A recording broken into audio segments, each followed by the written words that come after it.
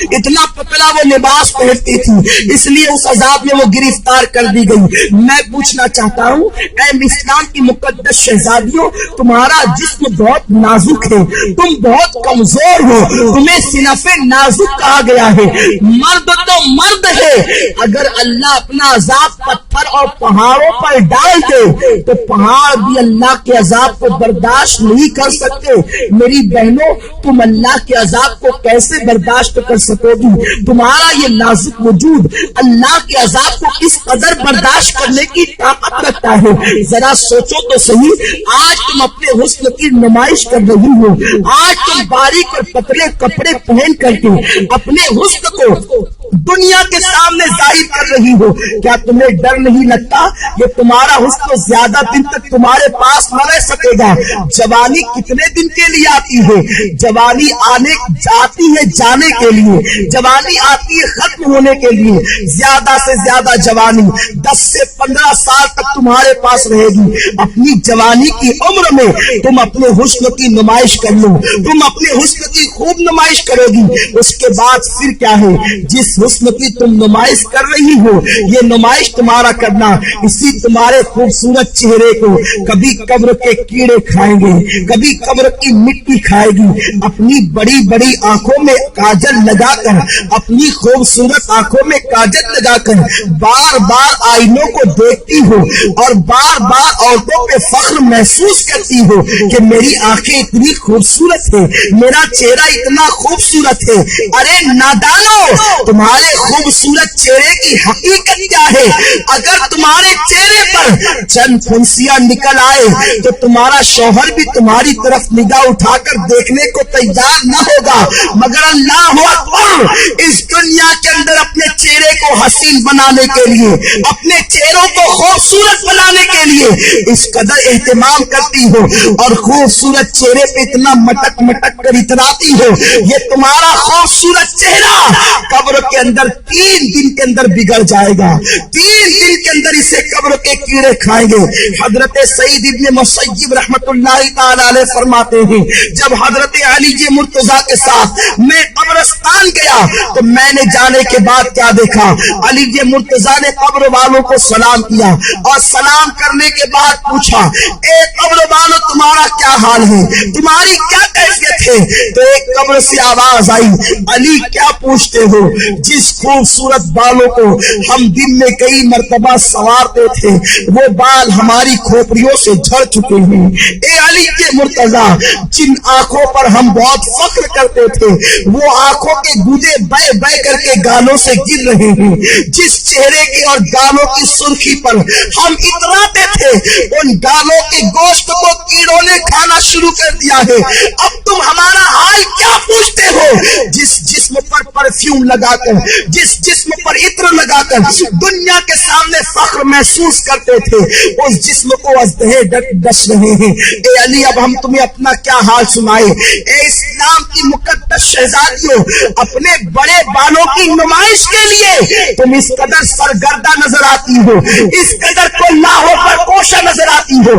یہ تمہارے بال تمہاری قبر میں جھڑ جائیں گے، یہ تمہاری آنکھیں اسے قبر کے بچھو کھائیں گے، حشرات الارض اسے کھائیں گے۔ اور اللہ کے رسول تو یہاں تک فرماتے ہیں، آج عورتیں اپنے حسن کا غلط استعمال کر کے کبھی کسی غیر محرم لڑکے سے محبت کا پیغام دیتی نظر آتی ہے، پیار و محبت کے نام پر اجنبی لڑکوں سے دوستی کرتی نظر آتی ہے، اور یہ فیشن بن چکا ہے، اسے عیب نہیں سمجھا جاتا۔ وہ عورتیں کان کھول کر سن لے جو لوگوں سے غلط تعلقات قائم کرتی ہیں۔ فرمایا گیا جن عورتوں نے دوسرے مردوں سے تعلقات قائم کرنا تو بہت بڑا جرم ہے۔ ایک مرتبہ اپنا ہاتھ کسی دوسرے مرد کے ہاتھ میں دیا ہوگا، اس عورت پر اللہ اس کی قبر میں 99 سانپ مسلط فرمائے گا، اور اس میں سے ایک سانپ کی طاقت کا عالم یہ ہوگا کہ وہ سانپ اگر سانس لے دنیا میں، وہ سانپ اگر دنیا میں سانس لے تو اس کی سانس کی گرمی سے پوری دنیا کے انسان مر جائے، اور اگر وہ سانپ کسی پہاڑ پر اپنی دم کو مار دے تو پہاڑ ریزہ ریزہ ہو جائے۔ اتنا طاقتور وہ سانپ ہے، ایسے ایسے طاقتور 99 سانپ اس عورت پر مسلط کیے جائیں گے جس نے ایک مرتبہ اپنا ہاتھ کسی غیر مرد کے ہاتھ میں دیا ہوگا۔ آج لڑکوں سے دوستی فیشن سمجھا جا رہا ہے، بچیاں سج دھج کر اسکول اور کالج کا رخ اس لیے کرتی ہیں، اللہ ماشاءاللہ سب کی بات نہیں کرتا کہ لڑکے انہیں دیکھے ان کی طرف متوجہ ہوں۔ اللہ کے رسول صلی اللہ علیہ وسلم نے فرمایا، میں نے معراج کی رات ایک منظر دیکھا کہ آگ کی کینچی سے کچھ عورتوں کی جلدیں کاٹی جا رہی ہیں، آگ کی کینچی سے ان کی جلدیں کاٹی جا رہی ہیں۔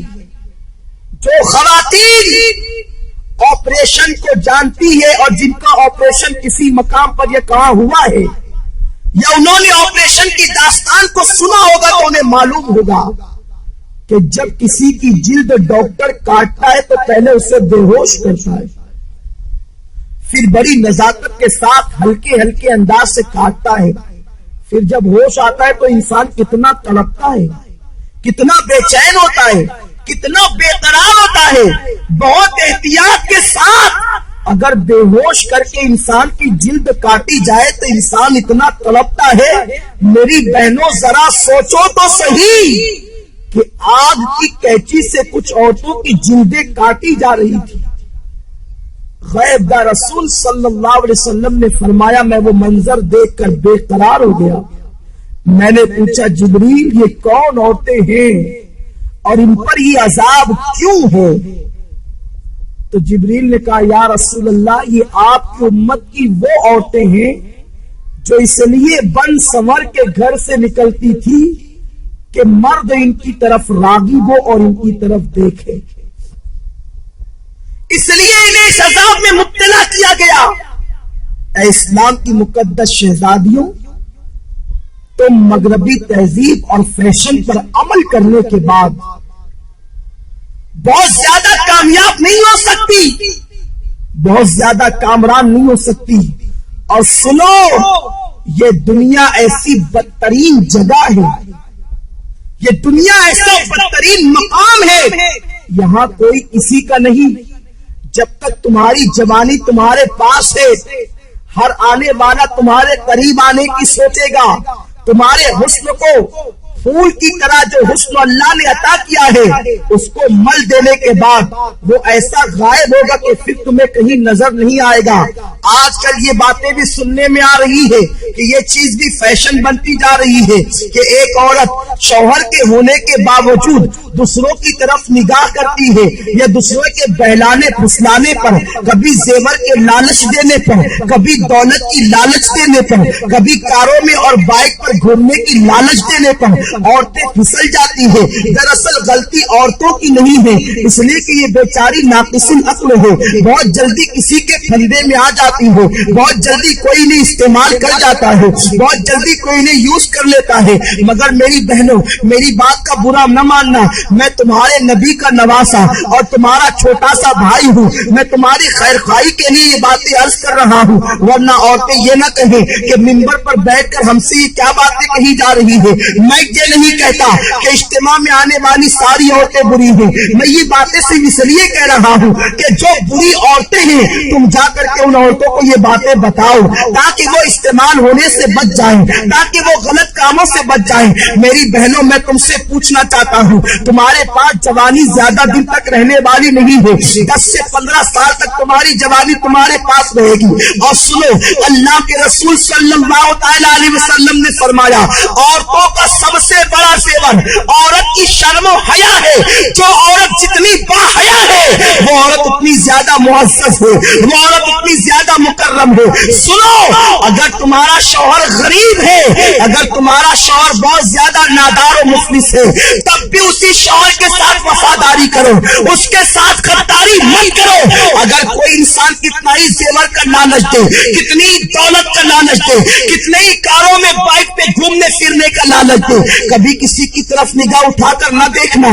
इसलिए कि अगर दुनिया के अंदर किसी के जेवर के लालच में फंसकर, अगर किसी दुनियादार इंसान की लालच में आकर तुम अपनी आबरू का सौदा कर बैठोगी, तुम अपनी इज्जत का सौदा कर बैठोगी, सब कुछ चला जाएगा, दुनिया में इज्जत भी चली जाएगी और आखिरत में तुम जहन्नम का ईंधन बनोगी। और अगर तुमने अपनी इज्जत को संभाल कर रखा, अपनी हया को संभाल कर रखा और गरीब शौहर के साथ तुमने वफादारी के साथ अपने शौहर के साथ वफादारी की, तो नबी का फरमान सुनो, मेरे आका फरमाते हैं, जो औरत अपने गरीब शौहर के साथ वफादारी के साथ रहती है, अपनी आबरू का सौदा नहीं करती, ऐसी औरत को अल्लाह मेरी बेटी फातिमा के साथ बगैर हिसाब किताब जन्नत में दाखिल फरमाएगा। अब अगर तुम बगैर हिसाब किताब जन्नत में दाखिल होना चाहती हो सैयदा फातिमा के साथ, तो अपनी आबरू का सौदा न करना, किसी के लालच देने में न आना। ये जेवर क्या हैसियत रखते हैं, जेवरों की क्या हैसियत है, सोने चांदी की क्या हैसियत है, अच्छे लिबास की क्या हैसियत है, कारों की क्या हैसियत है, दुनियावी सवारियों की क्या हैसियत है। जब तुम्हारी मौत आएगी तो सुन लो, बुढ़ापे में मरना जरूरी नहीं है, जवानी में भी तुम्हें मौत आ सकती है। अल्लाह अकबर, जब तुम्हें मौत आएगी, अगर तुमने अपनी हया को बेचकर जेवरात हासिल किए होंगे, यही जेवरात तुम्हारे बदन से निकाल लिए जाएंगे। अच्छे अच्छे लिबास तुमने जो जमा किए होंगे, वो लिबास भी तुमसे छीन लिया जाएगा और तुम्हें क्या पहनाया जाएगा, सादा सा सिंपल सा 2 गज सफेद कपड़ा, जिसे दुनिया कफन कहती है, वो कफन तुम्हारे बदन से लपेटा जाएगा।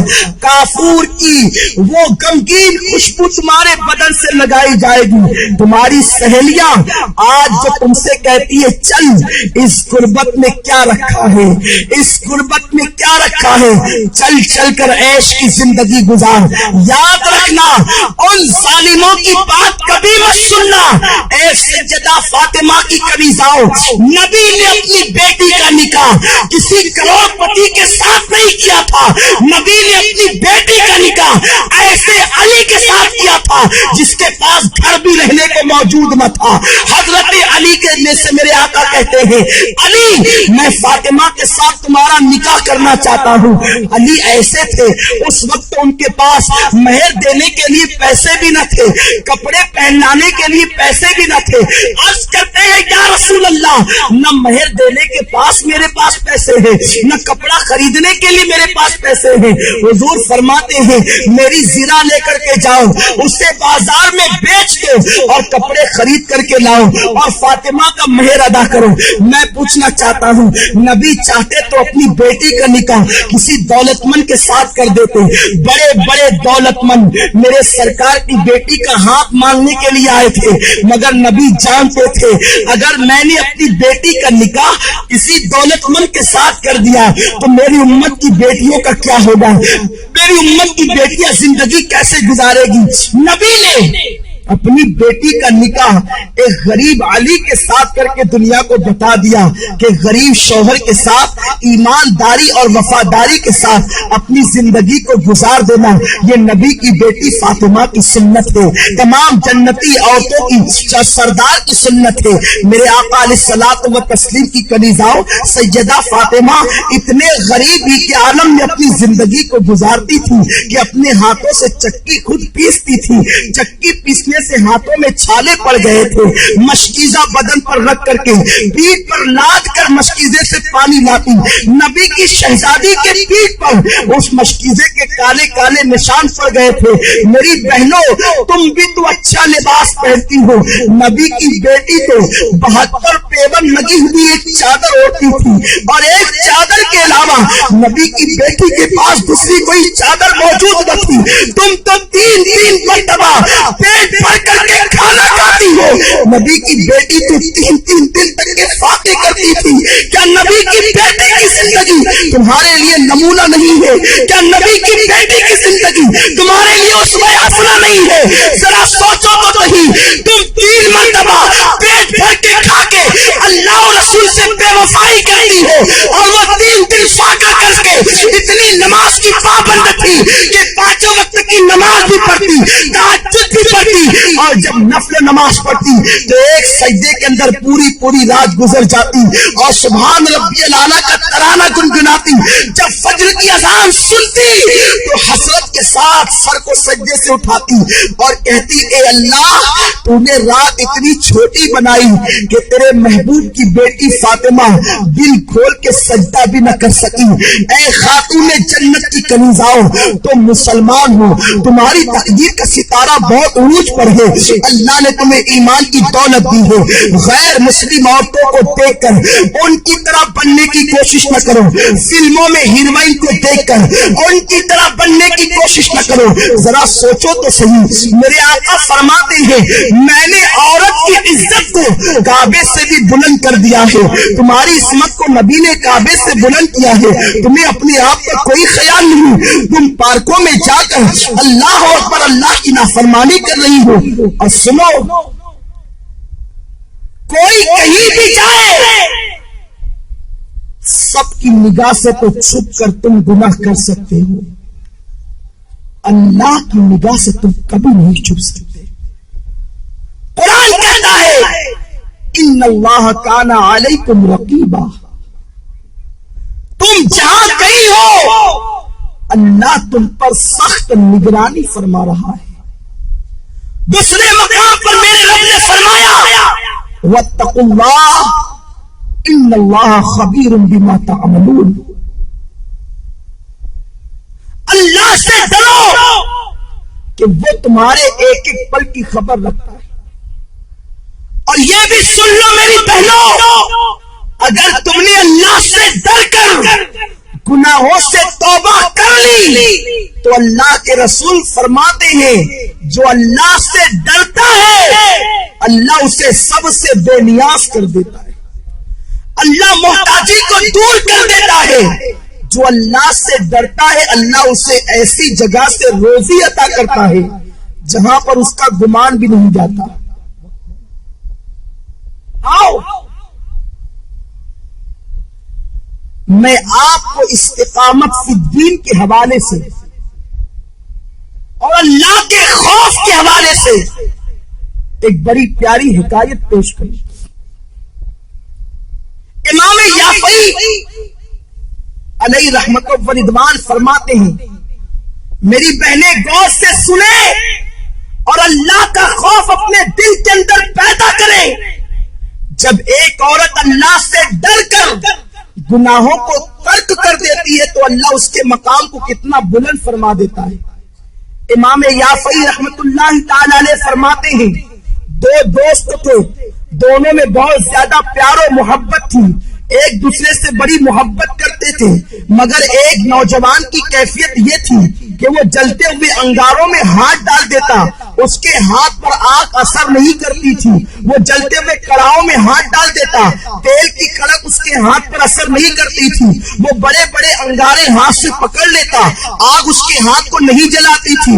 لوگ حیران رہتے تھے آخر اس کے اندر خصوصیت کیا ہے، اس کی خاصیت کیا ہے کہ آگ اس کے ہاتھ پر اثر نہیں کرتی۔ ایک مرتبہ اس کا جو بہت زیادہ قریبی دوست تھا اس نے پوچھا یار ذرا یہ تو بتا آخر آگ تیرے ہاتھوں کو کیوں نہیں جلاتی ہے؟ تو आग को हाथ में ले लेता है, आग तेरे हाथ पे असर क्यों नहीं करती है? ये तो बहुत ताज्जुब की बात है। उस नौजवान ने कहा ये बहुत बड़ा राज है दोस्त, मैं नहीं बता सकता। आखिरकार उसने बहुत ज्यादा प्रेशर किया और फिर उस दोस्त ने कहा सुन ले, अगर तू मेरे इस राज की बात को सुनना चाहता है तो सुन। मेरी बहनों से कहता हूँ, मेरी बहनों तुम बहुत गौर से इस हिकायत को सुनो, शायद यही हिकायत आपकी जिंदगी के अंदर इनकलाब पैदा कर दे।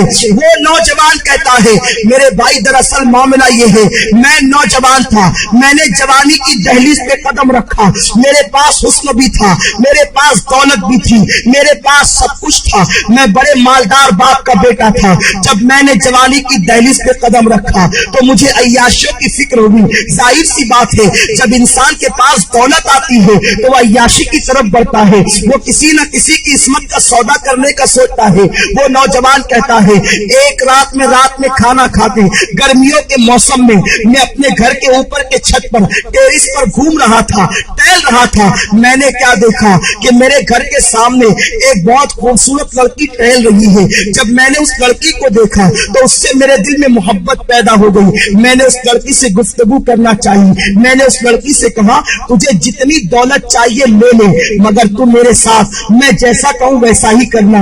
मगर वो लड़की कोई मामूली लड़की नहीं थी, वो आजकल की आवारा लड़कियों की तरह, आजकल की स्कूल और कॉलेज की अपनी मर्जी से जीने वाली लड़कियों की तरह लड़की नहीं थी। उस लड़की के माँ बाप ने उसकी परवरिश टीवी और वीसीआर के साए में नहीं की थी, बल्कि वो लड़की एक नेक और परहेजगार माँ बाप की बेटी थी। उसके माँ बाप ने उसकी परवरिश जो है वो नाविलों के साए में, हीरोइन और हीरो की जिंदगी के साए में नहीं, बल्कि सैयदा फातिमा के किरदार के साए में की थी, कुरान मुकद्दस की तालीम के साए में की थी। जब उस लड़की के सामने उस नौजवान लड़के ने दौलत को पेश करके उसकी इस्मत का सौदा करना चाहा तो लड़की ने बड़ा प्यारा जवाब दिया, ऐ नौजवान लज्जत के लिए गुनाह मत कर, लज्जत चली जाएगी गुनाह बाकी रह जाएगा। लज्जत के लिए गुनाह मत करो, ये लज्जत चली जाने वाली चीज है और गुनाह एक मर्तबा गुनाह के दफ्तर में लिख दिया गया वो हमेशा बाकी रहेगा। अरे एक गुनाह का अज़ाब इंसान बर्दाश्त नहीं कर सकता, इंसान हजारों गुनाह करता है। कुरान कहता है इन्ना बतश रब्बिका लशदीद, तेरे रब की पकड़ बड़ी सख्त है। ए मेरी बहनों, कम अज कम अपने आप से तो तुम मोहब्बत कर लो। अल्लाह का अज़ाब बड़ा खतरनाक है। सारी दुनिया मिलकर उसके एक छोटे से अज़ाब को बर्दाश्त नहीं कर सकती। तुम इतने गुनाह करके इतने बेबाकी के साथ जिंदगी गुजारते हो, तुम्हें अल्लाह का डर नहीं है, तुम्हें मरना नहीं है, क्या तुम्हें कब्र में नहीं जाना है? वो नौजवान को उस लड़की ने कहा लज्जत के लिए गुनाह मत कर, लज्जत चली जाएगी गुनाह बाकी रह जाएगा। वो नौजवान कहता है मैं उस लड़की के पीछे लगा रहा। वो लड़की मुझे अल्लाह से डराती रही। आखिर क्या हुआ, हमारे शहर में कहत साली का जमाना आया, सूखा पड़ गया, कहत पड़ गया। हर गरीब अमीर के दरवाजे पर भिखारी की तरह खड़े हो गए। मैं मालदार बाप का बेटा था, मेरे बाप ने मुझे बहुत सारा अनाज दिया, कहा बेटा तकसीम करो। मैं अनाज तकसीम कर रहा था कि मेरे दरवाजे पे वो लड़की भी चली आई। मैंने उस लड़की को कतार में देखा, मैं खुश हो गया कि आज अपने दिल की ख्वाहिश पूरी करूंगा। मैंने जल्दी जल्दी अपने नौकरों से कहा कि इस सबको दे करके भगा दो, और उस लड़की को मैंने अपने कमरे में बुलाया। लड़की से पूछा क्या बात है, क्यों आई हो, आने की वजह क्या है? लड़की ने कहा ए नौजवान, तू जानता है कि मेरी शादी हो चुकी है, मेरे 3 बच्चे हैं, मैं मां हूं, मेरे बच्चे भूख की वजह से तड़प रहे हैं, खुदा के लिए कुछ अनाज दे दे ताकि मेरे बच्चों की जिंदगी बच जाए।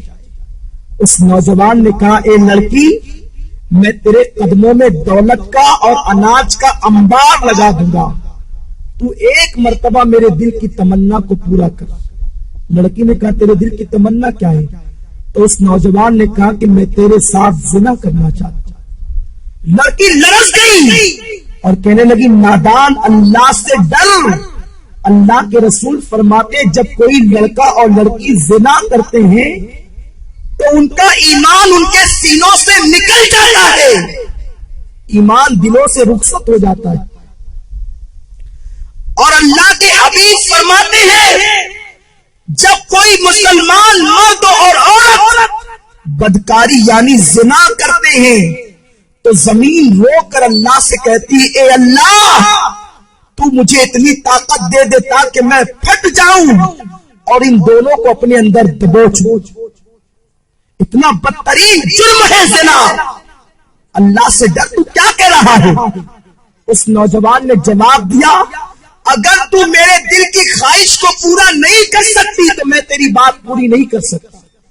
لڑکی چلی گئی. جب وہ گئی تو اس نے کیا دیکھا, اس کے بچے رو رہے. کہتے ہیں ماں اگر تو ہمیں کھانا نہیں کھلا سکتی تو اپنے ہاتھوں سے ہمارا گلا دبا کے ہمیں مار ڈال تاکہ ہم بھوک کی شدت سے تو بچ جائے. میری بہنوں ذرا سوچو, ایک ماں کے سامنے جب بچے زندگی اور موت کی بھیک مانگ رہے ہوں گے تو اس ماں کی ممتا نے کیا کہا ہوگا. لڑکی نے سوچا بچوں کی 3 بچوں کی زندگی ایک طرف ہے اور زنا ایک طرف ہے. اگر میں زنا کر لوں اور اناج حاصل کر کے بچوں کو کھلا دوں میرے بچے تو بچ جائیں گے, بعد میں توبہ کر لوں گی. توبہ کا دروازہ تو کھلا ہے. اور یہ کہہ کے وہ چل پڑی. یہ شیطان کا سب سے خطرناک جال ہے کہ ابھی تو گناہ کرو بعد میں توبہ کر لیں گے. ہمیشہ سوچو تمہارے پاس گارنٹی کیا ہے کہ تمہیں گناہ کرنے کے بعد توبہ کا موقع ملے گا. کیا گناہ کرتے کرتے مر گئے تو کیا ہوگا؟ ہمارے محلے کی بات ہے, ایک خاتون رات 12 بجے کے بعد فلم دیکھ رہی تھی. گھر میں اکیلے تنہا بیٹھے, فلم دیکھتے دیکھتے اس کا انتقال ہو گیا. پورے محلے میں ہنگامہ ہو گیا کہ اس عورت کا انتقال فلم دیکھتے دیکھتے ہوا. محلے کے 80% لوگوں نے اس کا جنازہ نہیں پڑھا اور آج بھی دنیا اس پہ لعنت و ملامت کر رہی ہے. کہیں ایسا تو نہیں کہ کوئی گناہ کرتے کرتے آپ کو ہی موت آ جائے اور ساری دنیا قیامت تک آپ کا ذکر کر کے آپ کو ملامت کرے. تو یہ مت سوچنا کہ گناہ کرنے کے بعد توبہ کا موقع مل جائے گا. اگر گناہ کرتے کرتے موت آ گئی تو کیا ہوگا؟ میرے آقا فرماتے ہیں جو جس حال میں مرے گا اسی حال میں اٹھایا جائے گا. اگر گناہ کرتے کرتے مرو گے تو اسی کیفیت میں اٹھائے گا. تو بہرحال وہ لڑکی چل پڑی. مختصر عرض کر رہا ہوں, رستے میں آئی تو اس لڑکی نے سوچا کہ اگر میں گناہ کر لوں اور بچوں کی زندگی نہ بچے تب, اگر اللہ چاہے تو وہ کھانے کے بعد بھی مر سکتے ہیں. ضروری تو نہیں کہ کوئی بھوکا ہی مرے, کھانے کے بعد بھی بچے مر سکتے ہیں. تو بچوں کی زندگی کے لیے اپنی عصمت پر داغ کیوں لگاؤں؟ جس رسول کے صدقے مجھے عزت ملی, وقار ملا, زندگی ملی, میں اس رسول کا دل کیوں دکھاؤں؟ یہ سوچ کر وہ گئی اور نوجوان سے کہا میرے بچوں پہ رحم کر کے کچھ دے دے. تو اس نے کہا تو میری دل کی خواہش پوری کر, میں تیری خواہش پوری کر دوں گا. لڑکی نے کہا اے نوجوان کان کھول کے سن لے, اپنے ایک ایک بچے کو بھوک سے تڑپ تڑپ کر مرتا دیکھنا تو گوارا کر لوں گی مگر نبی کی نافرمانی نہیں کروں گی, کبھی گناہ کی طرف نہیں جاؤں گی. یہ کہہ کر وہ لڑکی پلٹ گئی اور آ کر حضرت فاطمہ کی سنت کو ادا کیا. وضو کیا اور سر سجدے میں رکھ کر کہتے مولا تو نے کہا ہے گناہ سے بچنے کے لیے میں بچ گئی, اب میرے بچوں کی زندگی بچانا تیرے کرم کا کام ہے. ادھر یہ دعا کر ہی رہی تھی, ادھر دروازے پہ دستک ہوئی. دروازہ کھول کے دیکھا تو وہی نوجوان اپنے نوکروں کے ساتھ کھڑا ہے. اس کے ہاتھوں میں بہت سارے روپیوں کے تھال اور اناج موجود ہے, کھانا موجود ہے. لڑکی نے کہا کیا بات ہے, کیوں آئے ہو؟ اس نوجوان نے کہا اے عورت، تو غریب بھوکی پیاسی ہو کر اللہ سے اتنا ڈرتی ہے تو مجھے مالدار ہو کر اللہ سے کتنا ڈرنا چاہیے۔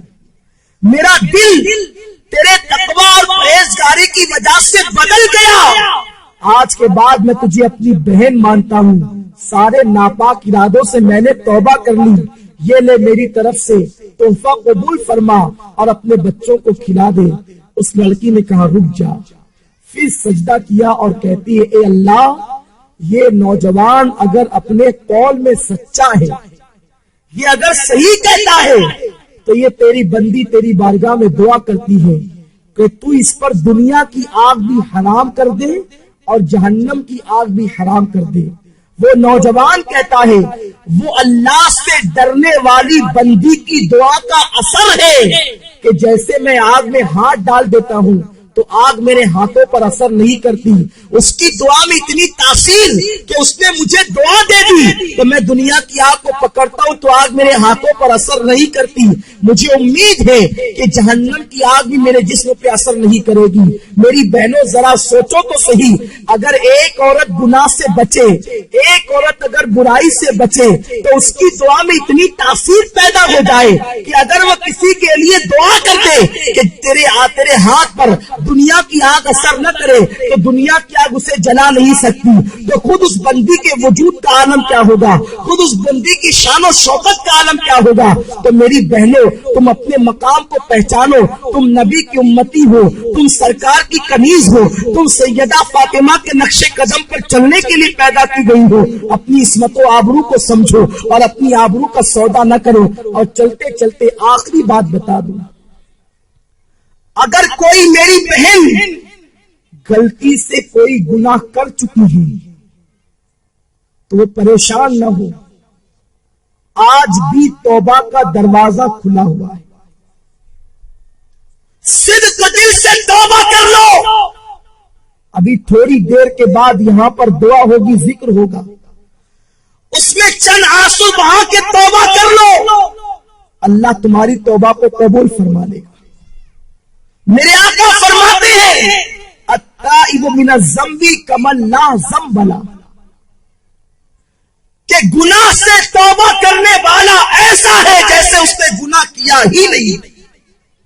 اور اللہ فرماتا ہے واللہ یحب التوابین، کہ بے شک اللہ تبارک و تعالی توبہ کرنے والوں کو اپنا محبوب بنا لیتا ہے۔ ان اللہ یحب التوابین، بے شک اللہ توبہ کرنے والوں کو اپنا محبوب بنا لیتا ہے۔ تو میری بہنوں توبہ کر لو، توبہ کا دروازہ اب بھی کھلا ہے۔ اگر فلمیں دیکھ کر یا ڈرامے دیکھ کر یا پارکوں میں جا کر یا کہیں پر کوئی خطا ہو گئی ہو تو آج صدق دل سے توبہ کر لو، انشاءاللہ اللہ تمہاری توبہ کو قبول فرمائے گا۔ آئیے اس سلسلے میں ایک بات میں تمہارے سامنے اور پیش کر دوں کہ توبہ اللہ اپنے بندوں کی قبول کرتا ہے، مگر توبہ نام کس چیز کا ہے؟ کانوں کو پکڑنے کا نام توبہ نہیں، گالوں کو پیٹنے کا نام توبہ نہیں۔ توبہ کہتے اسے ہیں ایک مرتبہ اپنے اللہ سے دل ہی دل میں عہد کر لیا کہ مولا میں کبھی گناہ نہیں کروں گی، دوبارہ آندھی آئے طوفان آئے قیامت آ جائے مگر تم دوبارہ اس گناہ کی طرف نہ جاؤ۔ اسی کا نام سچی توبہ ہے، اور سچی توبہ کرنے والوں کا مقام بہت بلند ہو جاتا ہے، اس کا مرتبہ بہت بڑا ہو جاتا ہے۔ آج میں آپ کو بتاؤں، حضرت ذوالنون مصری علیہ رحمت و رضوان کے دربار میں ایک کچھ محلے کے لوگ آئے اور آنے کے بعد کہتے ہیں اے ذوالنون مصری، ہمارے محلے کے اندر ایک رقاصہ آئی ہے، ایک ناچنے والی آئی ہے، ایک ڈانس کرنے کے لیے آئی ہے، اور نوجوان جاتے ہیں اور رات بھر اس کے ساتھ بدکاری کرتے ہیں۔ اس طریقے سے وہ ماحول خراب کر رہی ہے، پورے محلے کا معاشرہ تباہ ہو رہا ہے۔ میری بہنوں ذرا غور سے سنو، اللہ کیسا کریم و رحیم ہے، اللہ کیسا ستار و غفار ہے۔ حضرت ذوالنون مصری اللہ کے ولی تھے، اللہ اکبر۔ جب ان کے دربار میں محلے کے لوگ آئے کہ محلے میں گناہ ہو رہا ہے، ایک عورت تباہی مچا رہی ہے، نوجوان کھینچے کھینچے اس کی طرف جا आ रहे हैं उसे महल्ले से निकाल दो। अल्लाह अकबर। मगर सुनो, अगर कोई गुनाह करे तो उसे महल्ले से निकालने की कोशिश न करना। गुनाह करने वालों को कभी हकीर मत समझो। हमें गुनाह से नफरत करने का हुक्म दिया गया है, गुनहगार से नफरत का हुक्म नहीं दिया गया। हमें मर्ज से नफरत का हुक्म दिया गया है, मरीज से नफरत का हुक्म नहीं दिया गया। गुनाह मर्ज है, गुनाहगार मरीज है। अगर तुम मरीज से नफरत करोगे तो गुनहगारों का इलाज कौन करेगा? मेरे आका ने तो बड़े बड़े गुनहगारों को सीने से लगाया। हमें क्या हक बनता है किसी गुनहगार का गुनाह ओपन करके उसका मजाक उड़ाने का? तो मेरी बहनों, अगर तुम्हारे महल्ले के अंदर कोई औरत गुनाह करती हुई पकड़ी जाए या कोई औरत किसी का गुनाह तुम्हारे सामने ओपन हो जाए तो उसकी तशहीर मत करना, बल्कि उसके करीब जाकर उसकी इस्लाह करने की कोशिश करना, उसे गुनाह से रोकने की कोशिश करना। हजरत जुन्नून मिस्री की बारगाह में महल्ले के लोग आकर कहते हैं उस रक्कासा को निकाल दो। उस जमाने के लोग कितने हसास थे, कितने मुत्तकी और परहेजगार थे कि एक औरत गुनाह करने के लिए आई थी, पूरा महल्ला मुखालिफत कर रहा था। यहाँ तो पूरा महल्ला के महल्ला गुनाह करता है, कोई मुखालिफत करने वाला नहीं, कोई मना करने वाला नहीं। बहरहाल हजरत जुन्नून मिस्री ने फरमाया वो औरत फाहिशा है ना, वो औरत बदकारा है ना, वो औरत ज़िना करवाती है, वो औरत बदकारी करती है। ठीक है, तुम चले जाओ, इंशाअल्लाह मैं उसका इलाज कर दूंगा। उसके बाद हजरत जुन्नून मिस्री रहमतुल्लाहि ताला अलैह जाते हैं और जाने के बाद उसके दरवाजे पर बैठ जाते हैं। जब उसके दरवाजे पर बैठ जाते हैं, महल्ले के जितने लड़के आते हैं जुन्नून मिस्री जैसे वली को देखकर भाग